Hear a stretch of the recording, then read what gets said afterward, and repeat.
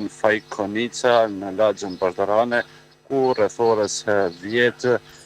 si pasojë e përplasjes në veture me një biçikletë të cilën ishte duke ngarë një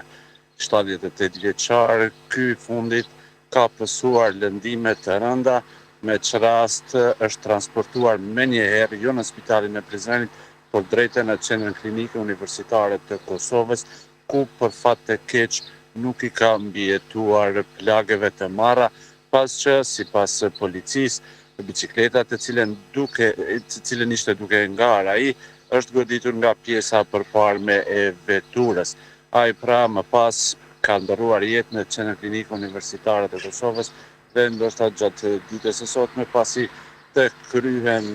kryhet obduksioni në Institutin e Mjekësisë Ligjore pritet që të varroset në Prizren. Në vendngjarje ka ndalë menjëherë policia si dhe emergjenca, duke ofruar ndihmën e parë viktimës, por që për fat të keq ai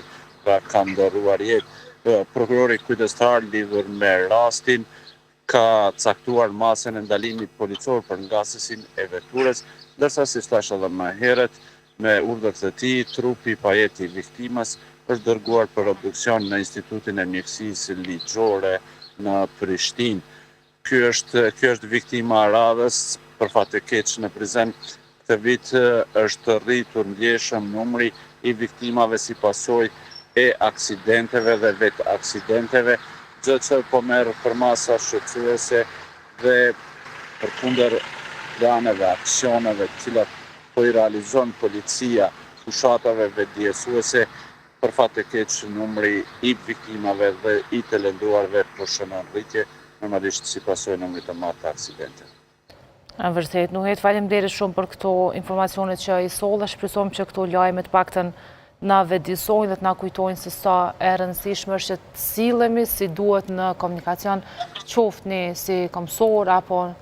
kur jemi edhe duke drejtuar veturën apo dhe bicikletën dhe njëherë ngushëllime familjes, sepse me të vërtetë kjo është një ngjarje shumë e rëndë. Kohëve të fundit po kemi raste ku viktima bëhen ngasjes të bicikletave dhe atë në moshë, por edhe mësorë shumë të cilët po goditen nga persona të cilët nuk po shfaqin kujdes gjatë ngasjes së veturave të tyre. Faleminderit Nuhe për këto informacione dhe njëherë. Jemi nesër në ditën festive, ditën e shtirimit Prizrenit. Presim nesër të festojmë këtu për Prizrenin.